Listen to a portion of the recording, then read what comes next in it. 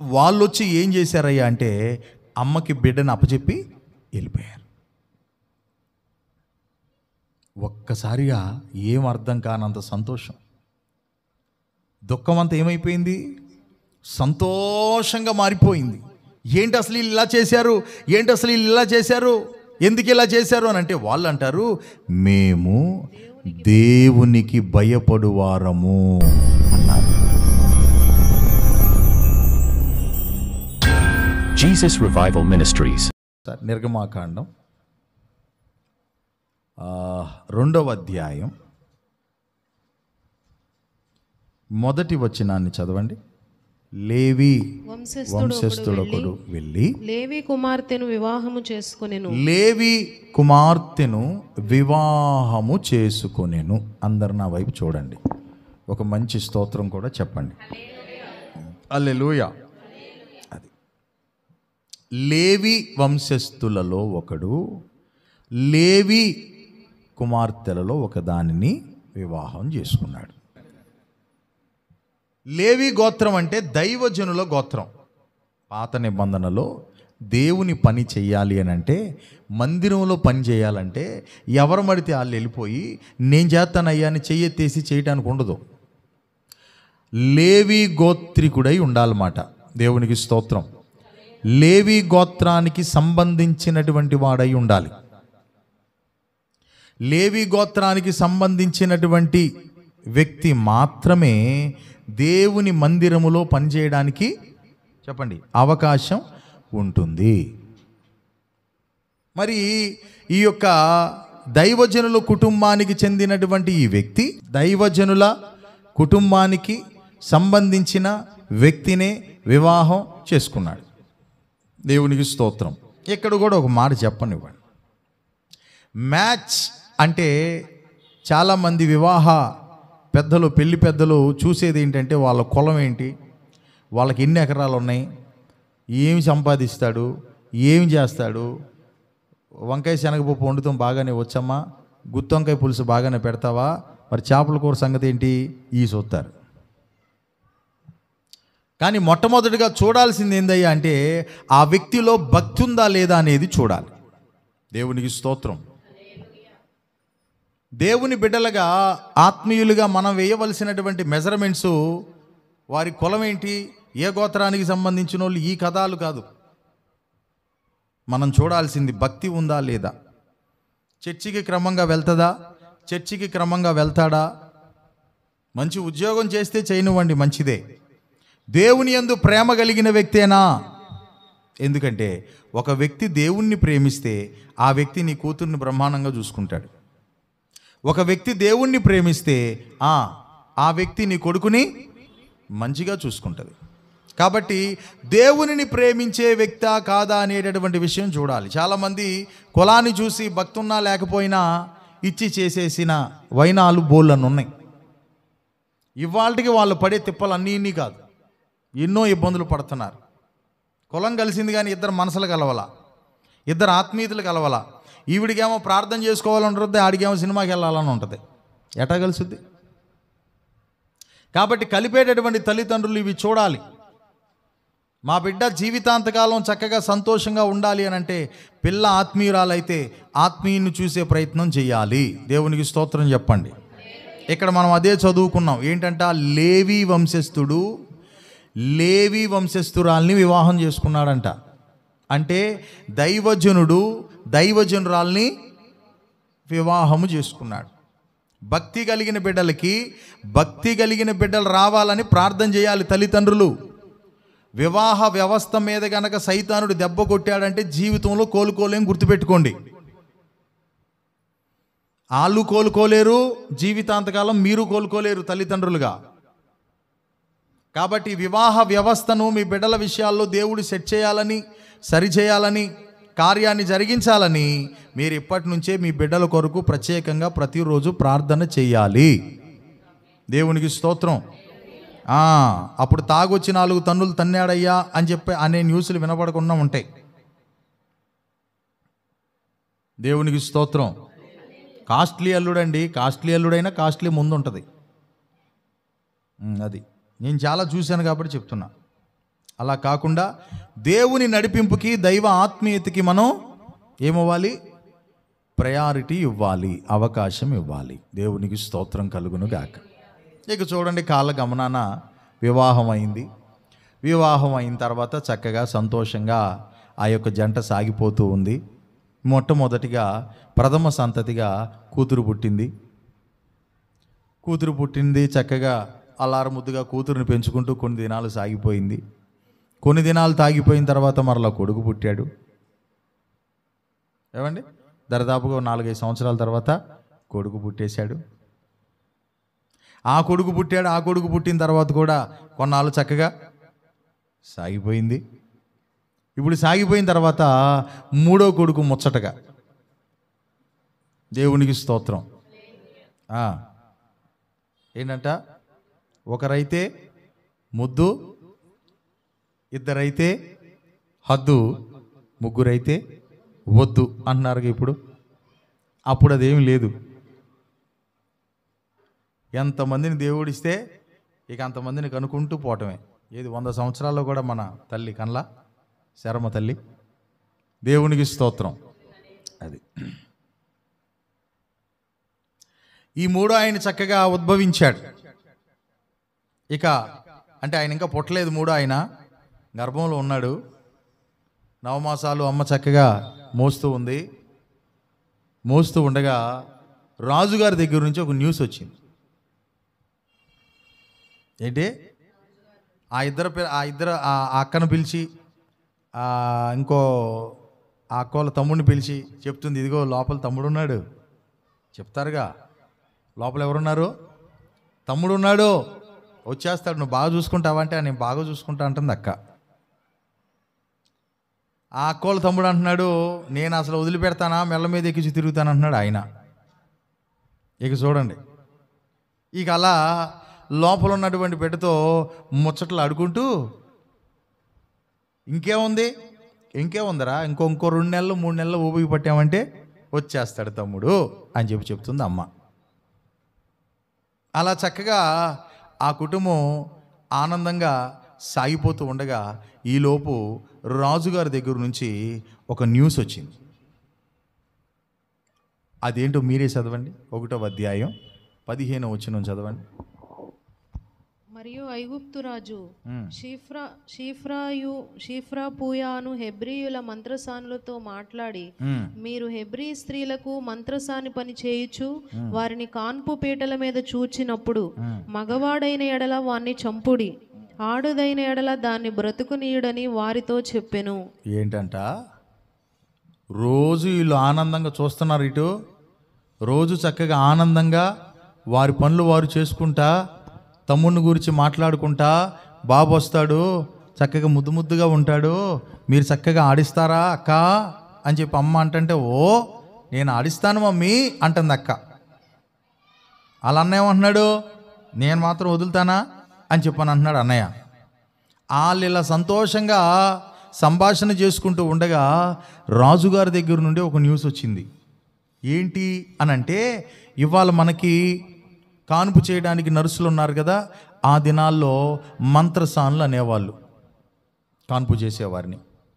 ఆ మంత్రసానులకి రాజుగారు ఒక ఆజ్ఞ ఇచ్చాడు. ఏమని, మీరు కాన్పు చేసే సమయంలో పుట్టే బిడ్డ ఆడబిడ్డ అయితే కనుక బతకనివ్వండి, ఒకవేళ మగబిడ్డ అయితే గనక కాన్పు పీటల మీదే లేకుండా చేసేయండి అని చెప్పని అన్నాడు. ఆ మాట అనగానే ఈ తల్లి గుండె ఎట్లా ఉందంటే ఇక గూడు కడతలా. ఎందుకు అన్నది ఎవరు? రాజు. ఎందుకు అన్నాడు ఆయనంటే, వీళ్ళేమో ఇశ్రాయేలీయుల ప్రజలు, ఆ దేశం ఏమో ఐగుప్తు దేశం. అరే వాళ్ళు ఎక్కడి నుంచో ఇక్కడ వచ్చి వాళ్ళు విస్తరించిపోతున్నారు. వాళ్ళు విస్తరించిపోవటం కాదురా, వీళ్ళు అంతరించిపోవాలి, విస్తరించకూడదు. కాబట్టి మగపిల్లలు లేకుండా చేద్దాం, కానుపు పీటల మీదే మగపిల్లాడు అయిన ఎడల చంపించేయి అని చెప్పాడు. ఇప్పుడు చూడండి, రోజు ఆనందంగా మాట్లాడుకునే వాళ్ళు కాస్త ఒక్కసారిగా విషాదం ఇంట్లోనికి ఎంటర్ అయిపోయింది. ఇదేంట్రా ఇంతటి మాట అన్నాడు? ఏం చేయాలి ఇప్పుడు? ఏం చేయాలి ఇప్పుడు? రాజుగారికి ఎదురు వెళ్ళలేంగా. అలా అని చెప్పి బిడ్డని చేతులారా చంపుకోలేంగా. ఎన్నో ఆశలు పెట్టుకున్నాం, ఎన్నో కలలు పెట్టుకున్నాం, ఎంతగానో ఎదురు చూస్తున్నాం. ఈ రాజు ఏంట్రా ఇట్లా అన్నాడు అని చెప్పి ఇక కూడు లేవు, నీళ్ళు లేవు. ఇక రాత్రి పగలు అన్నపానాలు మరిచి ఇక వాళ్ళు ఒకటే ఏడుపు, ఒకటే రోదన. దేవుడి దగ్గరికి వెళ్ళి ప్రార్థన. ఏంటి ప్రభువా మా జీవితాలు? అసలే ఐగుప్తు అనే బానిసత్వంలో బ్రతుకుతున్నాం, సమాధానం లేని పరిస్థితి, ఏదో సాగిపోతూ ఉంది జీవితం అలాగా. అయినా కానీ నీ వైపు చూస్తూ ముందుకెళ్ళిపోతూ ఉంటే ఏంటి ప్రభా ఈ కష్టం ఈ విధంగా వచ్చి మీద పడిందని చెప్పి వాళ్ళు మామూలుగా ఇబ్బంది పడట్లా. దేవునికి స్తోత్రం చెప్పండి. ఇక ఆ రోజు రానే వచ్చింది. ఏ రోజు? ప్రసవించేటటువంటి రోజు. అందరూ భయంగా ఉన్నారు. అమ్మ అయితే ఆమె యొక్క బాధకి ఇక అంతు లేదు. భయంకరంగా ఏడుస్తూ ఉంది. ఈలోపు మంత్రసానులు రానే వచ్చారు. మంత్రసానులు కానుపు చేసి ఆ పిల్లోడిని ఏమీ చేయకుండా జాగ్రత్తగా ఆమె ఒళ్ళో పెట్టి వెళ్ళిపోయారు. దేవునికి స్తోత్రం. వాళ్ళు వస్తారు, వాళ్ళకి చంపేస్తారు, ఎందుకంటే రాజుగారు చెప్పారు అని చెప్పి ఈవిడ కంగారు పడిపోతూ ఉండగా వాళ్ళు వచ్చి ఏం చేశారయ్యా అంటే అమ్మకి బిడ్డను అప్పచెప్పి వెళ్ళిపోయారు. ఒక్కసారిగా ఏం అర్థం కానంత సంతోషం, దుఃఖం అంతా ఏమైపోయింది? సంతోషంగా మారిపోయింది. ఏంటి అసలు ఇలా చేశారు, ఎందుకు ఇలా చేశారు అని అంటే వాళ్ళు అంటారు, మేము దేవునికి భయపడువారము అన్నారు. దేవునికి స్తోత్రం, హల్లెలూయా. మీ ఉద్యోగాలేంటి? మంతసాన్ని ఉక్తి చేసే ప్రసవించేటప్పుడు కానుపులు చేసే ఉద్యోగాలు. ఆ ఉద్యోగాలకి మీకు ఇవ్వబడిన ఆజ్ఞేంటి? మగపిల్లోడైతే ఇశ్రాయేలీలో చంపేయాలి ఆజ్ఞనది. మరి ఆ పని మీరు చేశారా? చేయలే. ఎందుకు? దేవునికి భయపడుతున్నాం. దేవునికి స్తోత్రం. నేటి దినాల్లో ఈ ఉద్యోగాలు చేసేటటువంటి వారికి భయాలు లేవు. డాక్టర్ల వృత్తిలో ఉన్నటువంటి వారు సహా అనేక మంది ప్రాణాలతో ఆడుకుంటున్నారు. కొంతమంది, అందరూ కాదు, కొంతమంది. వారు ప్రాణం పోయినా పర్వాలా, కానీ ఏం కావాలి? డబ్బు కావాలి. డబ్బు కోసం తొక్కరాని త్రోవలన్నీ తొక్కేటటువంటి ఉద్యోగస్తులు అనేక మంది ఉన్నారు. మోసపూరితమైన డబ్బు కోసం, అన్యాయంతో కూడిన డబ్బు కోసం, అక్రమంతో సంపాదించే డబ్బు కోసం వేసేటటువంటి పై ఎత్తులు చాలామంది ఆ అన్యాయపు ధనానికి ఆకర్షించబడిపోయిన స్థితిలో అనేక మంది ఉద్యోగులు ఉన్నారు. వారి చేతుల్లో అనేక మంది అమాయకులు బలైపోతున్నారు. అవును, ఇవాళ డాక్టర్ల గారికి మామూలు సంపాదన అండి. కోట్లు అప్పు తెచ్చి కట్టేది ఎవరి కోసం? ఎవరి మీద ధైర్యంతో? పేషెంట్ల మీద ధైర్యంతోనే. దేవునికి స్తోత్రం, హల్లెలూయా. కానుపులు చేసేటటువంటి ఉద్యోగంలో వాళ్ళు ఉన్నారు. వారికి ఒక ఆజ్ఞ ఇవ్వబడింది. అయిన కానీ వారు అంటున్నారు, మేము దేవునికి భయపడు వారం కాబట్టి ఈ పని మేము చేయాలా. గుర్తుపెట్టుకోండి, మనం ఏ ఉద్యోగంలో ఉన్నా సరే ఆ ఉద్యోగం దేవునికి భయపడి చేయాలి. ఏ వ్యాపార రంగంలో ఉన్నా సరే ఆ వ్యాపారం దేవునికి భయపడి చేయాలి. ఒకవేళ స్టడీ పర్పస్లో ఉన్నా సరే అక్కడ కూడా మనం దేవునికి భయపడి నడుచుకోవాలి. ఏ పనిలో అయినా సరే ప్రియ దేవుని బిడ్డలారా, దేవుడు అనేవాడు ఒక ఆయన ఉన్నాడు, ఆయన చూస్తున్నాడు. నేను అక్రమ సంపాదనకి ఆశించి అక్రమ అడుగు వేస్తే తర్వాత నేనే ఆ ఫలితాన్ని కోసుకోవాల్సి వస్తుంది అనే భయం కలిగి మనం అడుగులు ముందుకు వేయవలసిన వారమై ఉన్నాము. దేవునికి స్తోత్రం. అర్థమవుతుందా? ఇప్పుడు మరి రాజుగారు ఆ పని చేశారు, చెప్పారు, మరి వీళ్ళు చేయలా. రాజుగారు ఊరుకుంటాడా? మరి ఇప్పుడు ఆయన చెప్పింది చెయ్యాలా వద్దా? చెయ్యాలిగా. దేవునికి స్తోత్రం. మరి ఆయన ఎందుకు ఊరుకుంటాడు? వీళ్ళు కనికరించవచ్చు, కానీ ఆయన కనికరించాడు కదా. వీళ్ళు కాపాడవచ్చు బిడ్డని, కానీ వాడు మూర్ఖుడు కదా. ఇప్పుడు బిడ్డ మాత్రమే కాదు, వీళ్ళ ప్రాణాలకు కూడా ఇబ్బంది కలుగుద్ది కదా, ముప్పు ఉంది కదా. మరి ఇదంతా వాళ్ళకి తెలుసు కదా. తెలిసి కూడా ఎందుకు మరి దేవునికి భయపడి అన్యాయం చేయకుండా ఆగారు అనంటే, మేము దేవుని పని విషయంలో దేవునికి భయపడి మేము నిలబడుతున్నాం, మా విషయంలో దేవుడు చూసుకుంటాడు అనే ధైర్యం. దేవునికి స్తోత్రం. ఇది మీరు గుర్తుపెట్టుకోండి. నీతికి నిలబడండి, మీ విషయంలో దేవుడు చూసుకుంటాడు. ఆమేన్. మరి ఇలా చేయపోతే వాళ్ళు ఊరుకోరు, వాళ్ళతో ఇబ్బంది కాబట్టి చేశానండి. కాదు, వాళ్ళతో ఇబ్బంది అయినా పర్వాలా, దేవునితో ఇబ్బంది రాకూడదు మనకి. ఇది గుర్తుపెట్టుకోండి. మనుషులతో ఇబ్బంది అయినా పర్వాలా, మనుషులు మనల్ని శిక్షించినా పర్వాలా. అందుకే వాక్యం ఏం చెప్తుంది? ఆత్మను కాక దేహమును చంపేవాడికి భయపడొద్దు అని చెప్తుంది. ఆత్మను ప్రాణమును నశింప చేయగలిగిన వానికి మీరు భయపడాలి అని చెప్తుంది దేవుని వాక్యం. దేవునికి స్తోత్రం. ఎలా చేయపోతే ఈయన ఊరుకోడు కదా, మరి నా మీద యజమానుడుగా ఉన్నాడు కదా, కాబట్టి ఆయన చెప్పింది నేను చెయ్యాలి కదా, కాబట్టి నేను అన్యాయమైనా సరే ఈ పని నేను చేశానయ్యా అనొద్దు. దేవునికి భయపడి నీతికే నిలబడు. ఏమన్నాను ఇప్పుడు నేను? కాస్త గట్టిగా చెప్పాలి. దేవునికి భయపడి నీతికే నిలబడు, నీ విషయంలో దేవుడు చూసుకుంటాడు. ఇప్పుడు మరి రాజు చెప్పాడు, ఆ పని చేయకపోతే రాజు ఊరుకోడు. వాళ్ళని చంపమన్నాను, వాళ్ళని చంపలేదు కాబట్టి రాజు ఏమంటాడంటే వీళ్ళని చంపేయండి రా అంటాడు. వీళ్ళని చంపేసి వీళ్ళ ప్లేస్లో నా మాటినే వాళ్ళని పెట్టండి అంటాడు. మరి ఏం చేయాలి? చేస్తే చేయని, చంపితే చంపనే. ఆయన అలా చేస్తాడని చెప్పి, ఆయన మనల్ని చంపుతాడని చెప్పి పసిబిడ్డలను చంపుతామా? పసిబిడ్డల్ని, పసి కందులని ఏం తెలుసు వాళ్ళకి? వాళ్ళని కాన్పు పీటల మీద చంపి ఆ పాపాన్ని కట్టుకుందామా? ఆ పాపాన్ని కట్టుకోవటం కంటే ఆంతున చావటం బెటరు. వాళ్ళని చంపి ఆ పాపాన్ని కట్టుకునే కంటే వాడి చేతుల్లో మనమే సద్దాం అనే అంత నిర్ణయం తీసుకున్నారు వాళ్ళు. దేవునికి స్తోత్రం కలుగును గాక. ఏమంటే అంతలావు నిర్ణయం దేవుని విషయంలో దేవునికి భయపడి అంతలావు నిర్ణయం తీసుకున్నటువంటి వారిని దేవుడు కాపాడ్డా? ఈ మాట కొంచెం మీ హృదయంలోకి వెళ్ళనివ్వండి. చాలామంది ఇక్కడ ఆగిపోతున్నారు, చాలామంది ఇక్కడే. అది తప్పని తెలుసు, కానీ ఏం చేద్దామయ్యా, పై అధికారులు చెప్పారు కదా తప్పదు అంటున్నారు.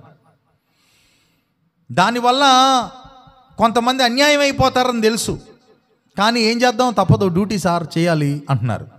హలో, అన్యాయం అయిపోయే ఒకరికి అన్యాయం తలపెట్టేటటువంటి డ్యూటీ, అది డ్యూటీ కాదు, అది రాక్షసత్వం. దేవునికి స్తోత్రం. హల్లెలూయా. ఎవరికి కూడా అన్యాయాన్ని తలపెట్టడం మంచిది కాదు. దేవుడు ఒకవేళ నీకు ఏదైనా ఒక ఉద్యోగం ఇచ్చినా, దేవుడు నీకు ఏదైనా వ్యాపారం ఇచ్చినా, దేవుడు నీకు ఏదైనా ఉన్నత స్థితినిచ్చినా, అక్కడికి వెళ్ళినటువంటి నీవు నీ పొట్టకూటి కోసం ఎవడికో అన్యాయం చేయాల్సిన అవసరం లేదు. అక్రమమైన మార్గాలు తొక్కాల్సిన అవసరం లేదు. మరేం చేద్దాం? మంత్రసానులు వీళ్ళ ఉద్యోగం అది కాబట్టి ఆ రాజు చెప్పింది చేయాలి. అప్పుడే ఉద్యోగాల్లో ఉంచుతాడు, లేకపోతే మనల్ని కూడా లేపేస్తాడు. కాబట్టి చేసాం సార్ పాస్టర్ గారు, మేమైతే మా అంతటగా మేము చేయలేదండి, రాజు చెప్పాడు కాబట్టి మేము చేసామని చెప్పి బోళ్ళని మాటలు చెప్పొచ్చు. కానీ వాళ్ళు మేము దేవునికి భయపడు వాళ్ళం అని హెబ్రీ స్త్రీలలో, ఇశ్రాయేలు ప్రజల్లో పుట్టినటువంటి వారిలో ఒక్కరిని కూడా చంపలేదంట. దేవునికి స్తోత్రం కలుగును గాక. హల్లెలూయా. అది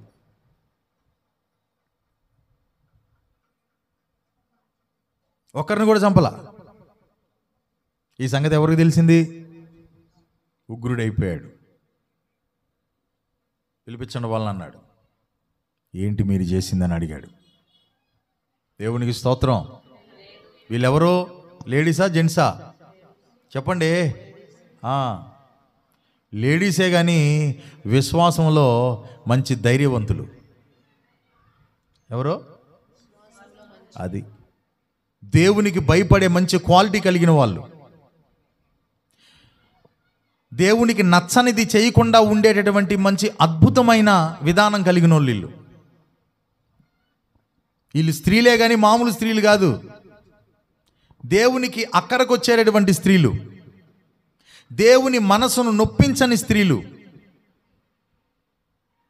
ఈ పని చేస్తే దేవుడు బాధపడతాడు, ఆయన్ని బాధ పెట్టడం కంటే అవసరమైతే రాజు మనల్ని చంపితే చంపేళ్లే పోని అని చెప్పి అవసరమైతే ప్రాణాన్ని పణంగా పెట్టే స్త్రీలు. మీకు షడ్రకు మేషకు అబేద్నెగోలే కనపడతారేమో, నాకు ఈ స్త్రీలు కూడా కనపడ్డారు. దేవునికి స్తోత్రం.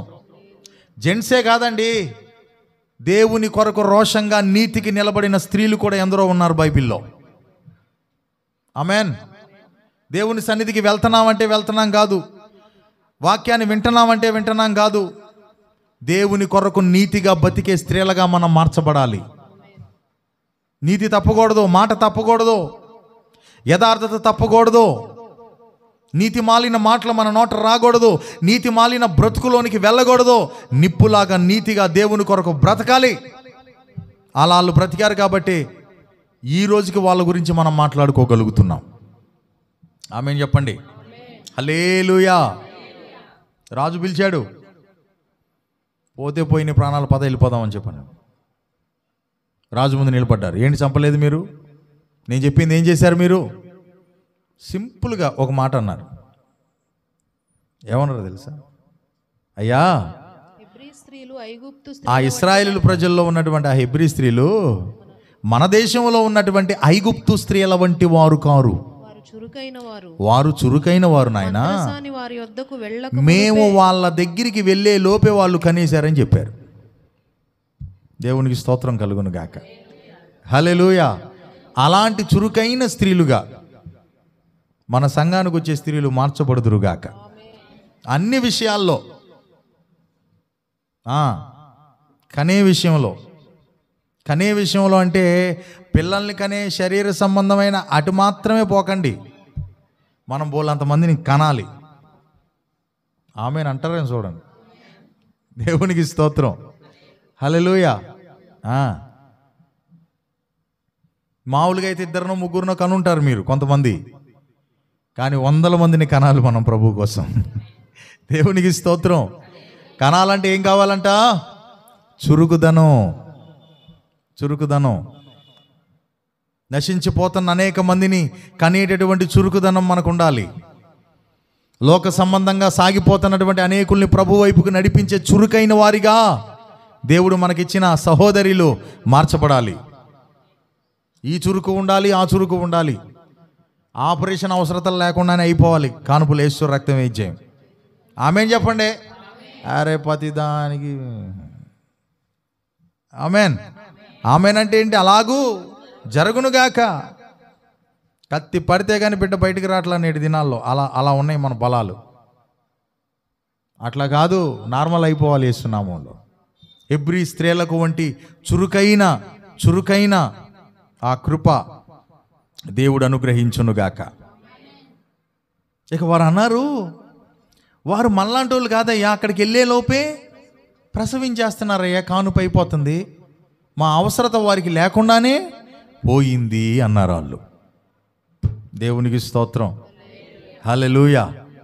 ఇక అంతే. ఆ మాటకి వీళ్ళకి రాజు ఏమనలా, వీళ్ళు సేవ్ అయిపోయారు. సర్లే అయితే పోండి అన్నాడు వాళ్ళని. దేవునికి స్తోత్రం. చూసారా, మనం అనుకుంటాం ఏమని, ఆయన చెప్పాడుగా ఇట్ట చెయ్యాలిగా, ఈ మరి తప్పే. చూస్తున్నారు ఇటు ఏంటంట, తప్పే. మరి ఏం చేద్దాం? అబద్ధమే, మరి ఆడాలి తప్పదు. ఆ ఉద్యోగం చేస్తున్నాగా ఏంటంట, చెప్పండి చేస్తున్నాగా, మరి తప్పదు. ఇంత అయింది లెక్క, కానీ ఇంత చూపించమంటున్నారా అంటున్నారా? మరి చూపించాలి, తప్పదుగా. అసలు వాళ్ళకంటే ముందు మనమే కాంప్రమైజ్ అయిపోతాం.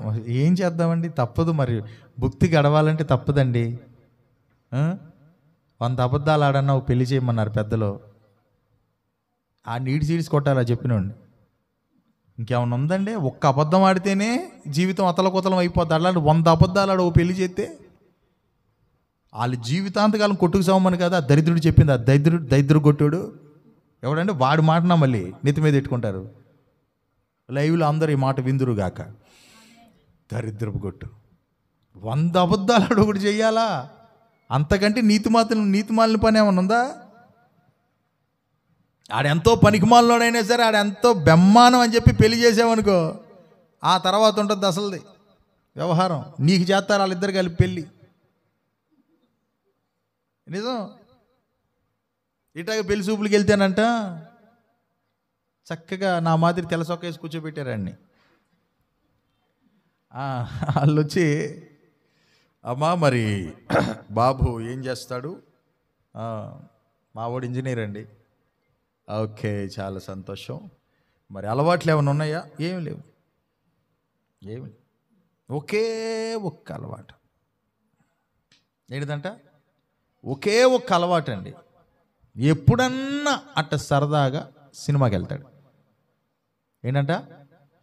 ఎప్పుడన్నా సరదాగా సినిమాకి వెళ్తాడు. అదొక్కటే. అట్లా వెళ్ళినప్పుడు ఫ్రెండ్స్తో కలిసి వెళ్తాడు.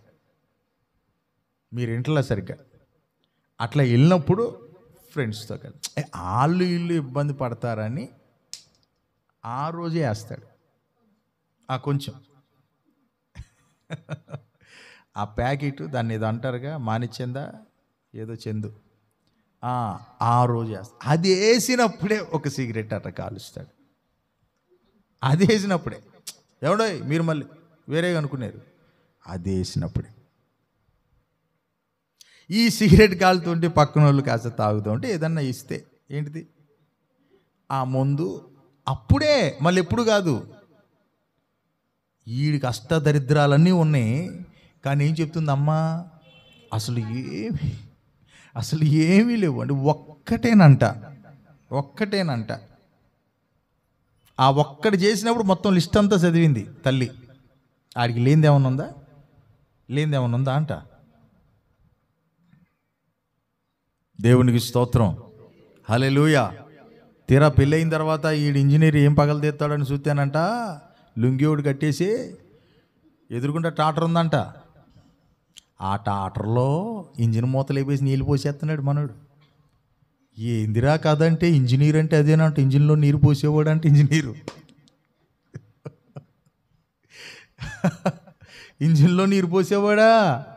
ఇంకెందుకురా అంత చదువులు పెట్టి డబ్బులు పెట్టి శుభ్రంగా ఈ శాస్త్రం ఇది చెప్తే బాగుంటుందిగా. అందరూ టాటర్ రోడ్డు కొనేసుకుని ఇంజిన్లో నీరేసేస్తారు. అది ఏం చేద్దాం అయ్యగారు? మరి కాకు పిల్ల కాకి ముద్దు. నేను మా ఊడికి ఆ పేరు ఎట్టుకున్న ప్రేమతో. ఏ పేరు? ఇంజనీరు. 100 అబద్ధాలాడి ఓ పెళ్లి చేస్తారంట. అందుకే ఆడ తగలాడుతున్నాయి జీవితాలు, కుటుంబాలు. అలా చేయొద్దు. ఉన్నది చెప్పి, నిజాన్ని చెప్పి పెళ్లి చేయాలి. దేవునికి స్తోత్రం. నిజాన్ని చెప్పాలి. ఇక్కడ వీళ్ళు నిజాన్ని ఏమంటే దేవునికి భయపడేవాళ్ళు కాబట్టి ఆ పని చేయలా. మరి నాకంటే పైన వాళ్ళు చెప్పారు కదా, ఆ మాట వినపోతే మమ్మల్ని చంపనే. ఆ పసి కోనల వాళ్ళని పొట్టన పెట్టుకుని మేము బతికే కంటే ఎందుకండి మా బతుకు, ఈ జీవితం అని చెప్పి వాళ్ళు ఎదురు తిరిగేశారు. దేవునికి స్తోత్రం. కానీ దేవుడు చిన్న మాటతో తప్పించేశాడు వాళ్ళని. నేనది చెప్తున్నా. నువ్వు అనుకుంటావు ఏంటంటే, అమ్మో అసలు ఎట్లా బయటపడబా, ఏం అక్కర్లా. దేవునికి భయపడి బతుకు, ఆయన సింపుల్గా తప్పిస్తాడు నిన్ను. దేవునికి స్తోత్రం. సింపుల్గా, వెరీ సింపుల్గా. ఇది కష్టమైపోద్దేమో అని నువ్వు అనుకుంటావు, కానీ ఆయన చాలా సింపుల్గా తప్పించేస్తాడు. మన గుండెల్లో దేవుని ఎడల భయం ఉంటే. ఆమెన్. సింపుల్గా వెళ్ళారు. హెబ్రీ స్త్రీలు మనలాంటోళ్ళు కాదబ్బా. ఏమన్నారు? వారు చురుకైన వాళ్ళు, మేము వెళ్ళేలోపే కానుమైపోయింది, అయిపోయింది. ఇక ఆయన ఏమనలా వెళ్ళని, సర్లే పోండి అన్నాడు. దేవునికి స్తోత్రం. చక్కగా ఇంటికి వచ్చి స్తుతికుడికి పెట్టుకుని ఉంటారు. ఎందుకు? బతికున్నందుకు. పోతే పోదాం వాడి దగ్గర, బతికున్నామా ఇంటికి వచ్చి ప్రార్థన పెట్టుకుందాం. దేవునికి స్తోత్రం.